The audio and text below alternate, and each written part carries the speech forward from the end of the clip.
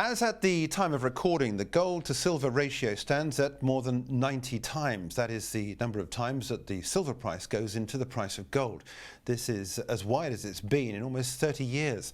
In the 20th century, the ratio held at an average around 47, and since the beginning of the 21st century, the average is 60. What's it mean? And, well, more importantly, should we care? And if it's to reset, how can we take advantage of it? Well, Rhona O'Connell joins us now from INTL FCStone Ltd. Rhona, good to talk to you. Thanks indeed for coming. Pleasure to be here, Jeremy. Let's just ask those simple, straightforward questions first of all. What does it mean outside of what I just explained, the fact we've got this widespread now, more so than we've seen recently? Well, from a trading perspective, it probably frankly doesn't really mean very much beyond the fact that it's overextended.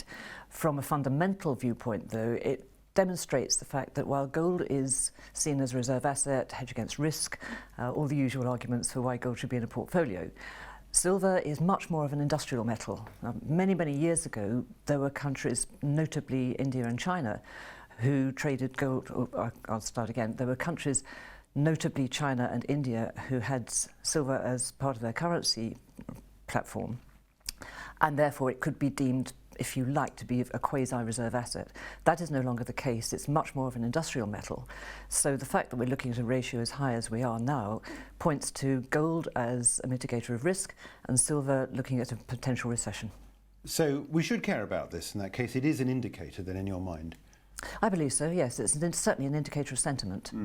Going back to the currency association with the precious metals, I mean, this certainly Western economies, it's been a long while since we've seen any base or connection between gold and the currency.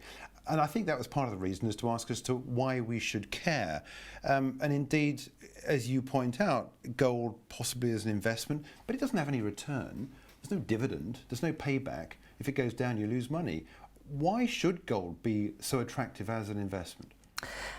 There are two ways of answering that question, because there are two questions implicit in what you've just said. Right. One is, are you as an investor looking to gold for capital appreciation?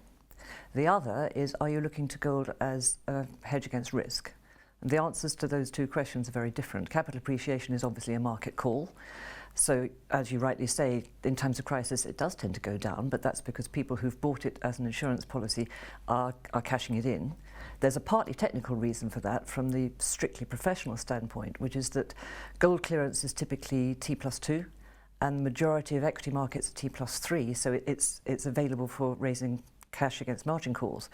But more importantly, the argument for holding gold, and I say this not as a bull or a bear because I'm an analyst, I'm paid to be neutral, right, but there is substantial quantitative research out in the markets which shows that gold has minimal, negative, occasionally positive correlations with the vast majority of other asset classes. So a proportion, not a big one, proportion of gold in a portfolio maximises the risk-adjusted return. Right.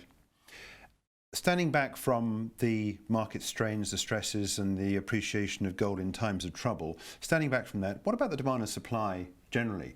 We're hearing a lot about the fact that a lot of the emerging market central banks are buying gold at the moment, I think in record amounts, I believe. Indeed. Despite the fact that in rubles, I think gold's already at a record high anyway. And in many other currencies. And in many other currencies in the emerging markets. What about the demand-supply balance when looking at mines coming on, the feed-through from mines into the market, and what people are buying? As far as gold is concerned, that doesn't really make very much difference, to be perfectly honest. It's important to understand the fundamentals because it's important to understand the flows of the metal from country A to country B, or party A to party B, be it a central banker or a jeweller or a private investor or a hedge fund. Similarly with silver, there's an awful lot of silver above ground, and supply-demand balance is actually broadly neutral, to be fair. But that doesn't make a huge amount of difference either, because the vast majority of silver supply is price inelastic for two reasons. Majority of it from mine production is as a byproduct either of lead, zinc or copper, or indeed of gold, and also there is scrap supply to take into account, which is a function of past industrial activity. So the underlying supply-demand balance doesn't make a huge amount of difference to gold because of so much, quote, hot, close quote, money flowing through the system. And with silver, it's a different argument, but the result is the same. The underlying supply-demand balance doesn't make a huge amount of difference. Yeah. On the basis you can't give target prices for gold and so forth, because as you've explained the reasons why, there are a number of ways potentially to benefit from this. What I do want to ask you is, do you see that gap closing between gold and silver? As I say, we're now here 90 plus. It's only a small plus, but nonetheless 90. Do you see it going back to norm, whatever that norm is? Is there a norm anymore? I'm not sure that there is. If you go back to biblical times, it was at parity. Right. But that's a long time ago.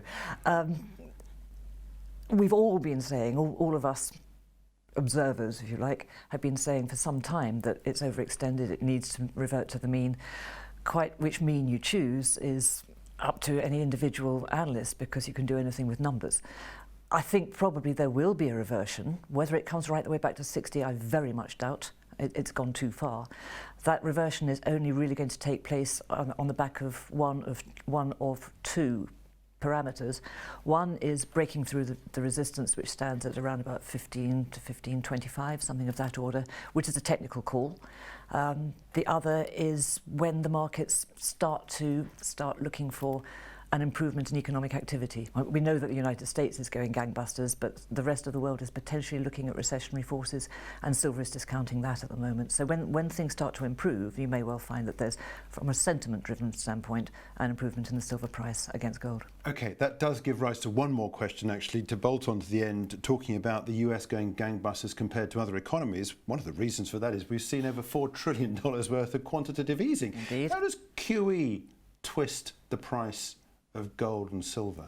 Again, we go back to what we've all been saying for a long time, and so far we've all been proved wrong, which is that there is an awful lot of liquidity in the market, and at some point that is going to have an inflationary impact. It's taken a very long time coming. It may never happen, but I have a strong suspicion that it will.